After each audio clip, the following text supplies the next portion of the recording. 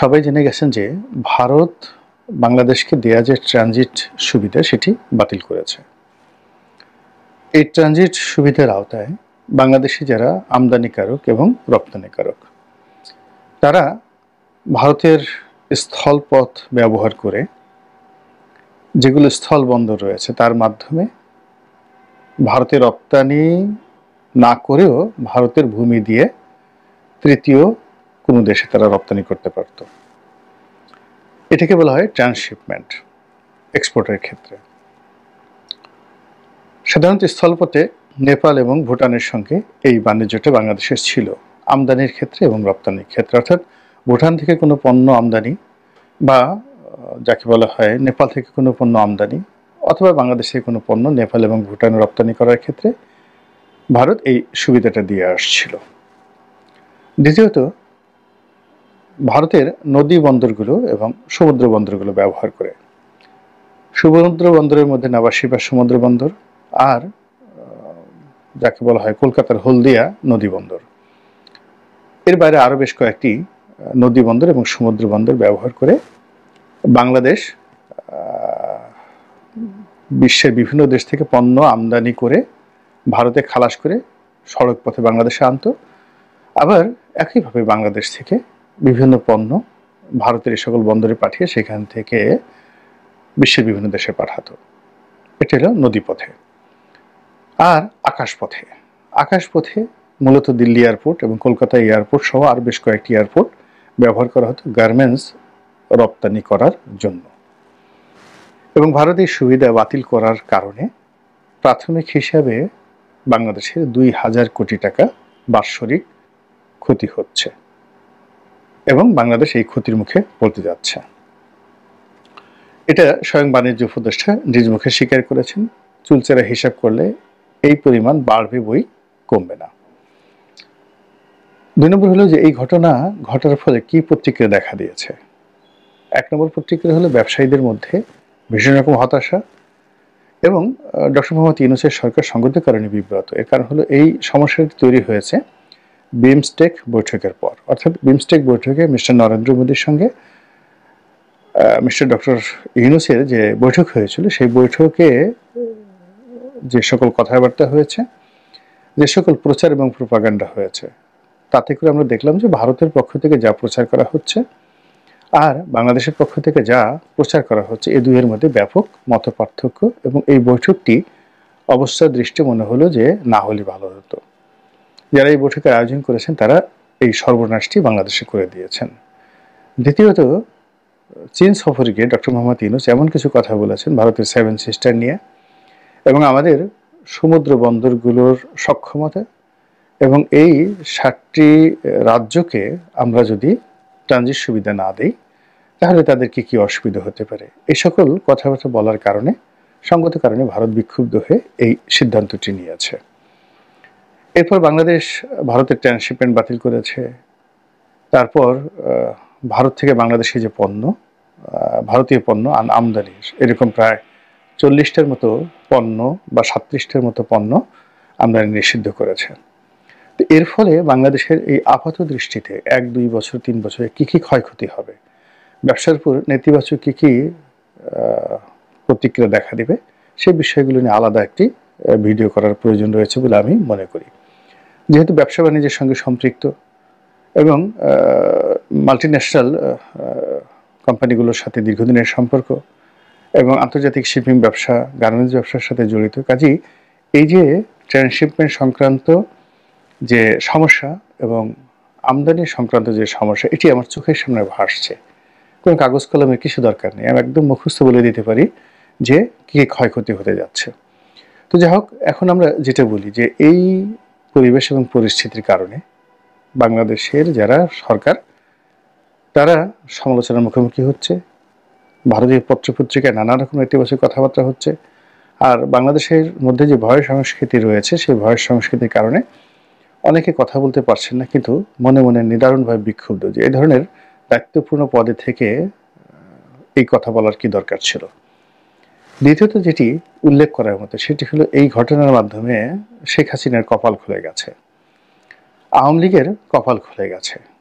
সেই বিষয়ে বিস্তারিত বলবো। তার আগে আমি আওয়ামী লীগের যারা প্রচার মাধ্যমে ছিলেন, বিশেষ করে সিআরআই কিংবা তথ্যমন্ত্রী যারা ছিলেন, তাদের যে দুর্বলতা এবং অক্ষমতা এবং দলকে ডুবানোর জন্যে তাদের যে অকার্যকর নেতিবাচক কথাবার্তা, সেই কথাবার্তার যে যোগ্যতা, সেটার তুলনায় দলকে আফোর্ড করার যে ক্ষমতা এই সময়টাতে সেটা ফুটে উঠল। কারণটা হলো আওয়ামী লীগ বিরোধীরা সবসময় প্রচার করতে যে ভারতের নিকট বাংলাদেশ একেবারে ইজারা দিয়ে দেওয়া হয়েছে। বাংলাদেশের রেলপথ, তারপর সড়কপথ, নদীপথ, সমুদ্র সবকিছু ভারতকে দিয়ে দেওয়া হয়েছে, বিনিময়ে বাংলাদেশ ভারত থেকে কিছুই পায়নি। কিন্তু এখন আমরা এই ঘটনার সময় এই ডক্টর ইউনূসের কল্যাণে জানতে পারলাম যে এই চুক্তিগুলো ছিল দ্বিপাক্ষিক, অর্থাৎ বাংলাদেশের ভূমি ব্যবহার করে ভারত যেভাবে ট্রান্সশিপমেন্ট সুবিধা পেয়েছিল, কিন্তু সেই ট্রান্সশিপমেন্ট সুবিধা যদি তারা ব্যবহার করে থাকে তাহলে তাদের কয় টাকা লাভ হয়েছে, কয় হাজার কোটি টাকা লাভ হয়েছে, এর ব্যাপারে যদি কোনো সন্তোষজনক জবাব থাকতো, ইউনূস সরকার কিন্তু বলে ফেলতো যে আমরা ট্রান্সশিপমেন্ট বন্ধ করে দিয়েছি, ভারতেরও 2,000 কোটি টাকা ক্ষতি হয়েছে। কিন্তু যদি দেখা যায় যে ভারতের ক্ষতি হয়েছে 2 কোটি টাকা, কিংবা গত 6 মাসে ভারত কোনো বাংলাদেশের ট্রানজিটে হয়তো ব্যবহার করেনি, এরকম যদি ঘটনা হয়ে থাকে, তাহলে তো সঙ্গত কারণে শেখ হাসিনা এবং আওয়ামী লীগের প্রতি মানুষের এক ধরনের আবেগ তৈরি হয়ে যাবে যে না, তার দেশপ্রেম ছিল, সে ভারতের সাথে দর কষাকষি করে এমন সুবিধা আদায় করে নিয়েছিল যার কারণে একটি দেশ প্রতি বছর অন অ্যাভারেজে এই ভারতের ট্রান্সশিপমেন্ট সুবিধা ব্যবহার করে বাংলাদেশের জন্য 2,000 কোটি টাকার বৈদেশিক মুদ্রার সুবিধা তারা আদায় করতে পেরেছিল। তো এই জিনিসটি আওয়ামী লীগ কখনো প্রচার করতে পারেনি। এই গেল এক। 2 নম্বর হলো যে এই সময়টিতে আমরা যেটি বিপদ এবং বিপত্তির মধ্যে রয়েছি, সেটি হলো ভুটান থেকে আমদানি বন্ধ হচ্ছে, নেপাল থেকে আমদানি বন্ধ হচ্ছে, এবং বিকল্প পথে যদি আমদানি করতে হয়, তৃতীয় অন্য কোনো দেশ পাকিস্তান হয়ে যদি এটাকে আমদানি করতে হয়, সমুদ্র পথে আমদানি করতে হয়, দুবাই হয়ে যদি আমদানি করতে হয়, আপনি বুঝতে পারেন যে সেটির মূল্য আর ভুটানি থাকবে না, সেটির মূল্য নেপালি থাকবে না, সেটির মূল্য মঙ্গল গ্রহের কোনো বস্তুর মতো দুর্মূল্যের হয়ে পড়বে। কাজেই ওটা অসম্ভব। আবার বাংলাদেশে যে সকল পণ্য নেপাল বা ভুটান সেখানে নেয়, তাও যদি এভাবে তৃতীয় কোনো দেশ হয়ে তারা আমদানি করতে চায়, সেটির মূল্য আকাশচুম্বী হয়ে যাবে। এর চেয়ে আমেরিকা বা অস্ট্রেলিয়া থেকে তারা যদি একেবারে গ্লোবাল ব্র্যান্ডের সবচেয়ে দামি জিনিসপত্র তাদের দেশে আমদানি করে, সেটার খরচও তুলনামূলকভাবে কম পড়বে। তো এনিওয়ে, কিন্তু এই সমস্ত অনেক বিষয় যেগুলোর বিকল্প রয়েছে, আমরা যদি ভুটানি আচার না খাই, কথার কথা ভুটানি জ্যাম জেলি না খাই, নেপালের পশমি কাপড় চোপড় বা যা আমরা আমদানি করি সেগুলো যদি না আনি, বা বাংলাদেশ থেকে যদি তারা না নেয়, আলটিমেটলি এই দুটো দেশেরই ভোক্তা পর্যায়ে তেমন কোনো ক্ষতি হবে না। কিন্তু একটা বিষয় যেখানে আমাদের একটা বৃহত্তর ইনভেস্টমেন্ট রয়েছে, কমিটমেন্ট রয়েছে, সেটি হলো ভুটানের জলবিদ্যুৎ আমরা বাংলাদেশে আমদানি করছি ভারতের ল্যান্ড ব্যবহার করে, এবং এটার পরিমাণ 500 মেগাওয়াট। আবার আমি বলছি 500 মেগাওয়াট। ইটস এ হিউজ, এবং এটা অনেক কম দামি। এবং এই 500 মেগাওয়াট বিদ্যুৎ প্ল্যান্ট থেকে জলবিদ্যুৎ ভারতের ভূমি ব্যবহার করে উত্তরবঙ্গকে যে বিদ্যুৎ সরবরাহ করছে, এবং উত্তরবঙ্গের গ্রিডে যে বিদ্যুৎ যুক্ত হচ্ছে, তার ফলে পুরো উত্তরবঙ্গের কৃষি, শিল্প, কলকারখানা সেখানে একটা প্রাণ সঞ্চারিত হয়েছে।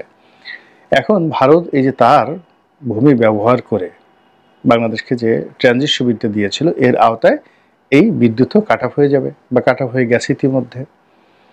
এবং সেক্ষেত্রে এই যে ভুটানের সঙ্গে আমাদের যে একটা বন্ধুত্বপূর্ণ সম্পর্ক, একটা চুক্তি, সেখানে আমাদেরকে বিদ্যুৎ দেওয়ার জন্য তারা যে ইনভেস্ট করেছে, সেটার তো বিদ্যুৎ না পেয়েও আমাদেরকে জরিমানা গুনতে হবে। একইভাবে আদানিকে নিয়ে আমাদের যে সমস্যা তৈরি হয়েছে এই মুহূর্তে, অর্থাৎ ভারতের সঙ্গে আমাদের যে দ্বিপাক্ষিক সম্পর্ক, সেই দ্বিপাক্ষিক সম্পর্কের মধ্যে এখন বিস্ফোরা হিসেবে আদানি দেখা দিয়েছে। এর সঙ্গে সঙ্গে রামপাল বিদ্যুৎ কেন্দ্র, কয়লা ভিত্তিক বিদ্যুৎ কেন্দ্র, তো আদানি, রামপাল বিদ্যুৎ কেন্দ্র এবং তার সঙ্গে এই যে 500 মেগাওয়াট বিদ্যুৎ কেন্দ্র, এই 3টি বিদ্যুৎ কেন্দ্রে যদি সমস্যা তৈরি হয়, সারা বাংলাদেশে রীতিমতো হাহাকার তৈরি হয়ে যাবে, অশান্তি তৈরি হয়ে যাবে, অশান্ত পরিবেশ তৈরি হয়ে যাবে। এবং আরও একটা বিষয়, সেটি হলো আমরা ভারত থেকে পাইপলাইন ব্যবহার করে কম দামে আমরা ডিজেল এবং অন্যান্য জ্বালানি পণ্য ভারতের মাধ্যমে আমদানি করছিলাম। সরাসরি ভারত থেকে অথবা তৃতীয় কোনো দেশ থেকে আমদানি করে ভারতীয় বন্দর ব্যবহার করে সেই পাইপলাইন দিয়ে বাংলাদেশে আনার যে প্রকল্পটা চালু হয়েছিল, এটি আমাদের পেট্রোলিয়ামের চেইন অ্যান্ড সাপ্লাইতে একটা বিশাল গুরুত্বপূর্ণ ইনভেস্টমেন্ট ছিল শেখ হাসিনার জামানাতে। এবং এটা শুধুমাত্র যে ভারত থেকে বাংলাদেশে আসবে তা নয়, একই সঙ্গে কিন্তু ঢাকার সঙ্গে চট্টগ্রামের যে ডিপোগুলো রয়েছে, যেখানে আগে পরিবহনের মাধ্যমে হতো, অর্থাৎ দেখা গেল যে সেই মাদার ভ্যাসেল থেকে লাইটারিং করে সেখানে বাংলাদেশের রিফাইনারিগুলোতে পেট্রোলিয়াম আসতো এবং এখানে যে চুরি চামারি হতো, অর্থাৎ মাদার ভেসেল থেকে লাইটার জাহাজে, লাইটার জাহাজ থেকে আবার রিফাইনারিতে, আবার সেই রিফাইনারি থেকে এসে যখন ট্রাকে করে সারা বাংলাদেশে পৌঁছে দেওয়া হতো, কিংবা যাকে বলা হয় ছোট ছোট লাইটার জাহাজে করে সেই তেল পরিবহন করে সেই যাকে বলা হয় সরবরাহর ব্যবস্থা ঠিক রাখা হতো, এখানে অলমোস্ট 20-25% সিস্টেম লস হয়ে যেত। এই অবস্থা থেকে দেশকে রক্ষা করার জন্য শেখ হাসিনার জমানাতে একটা বিরাট বিনিয়োগের কথা শোনা গিয়েছিল।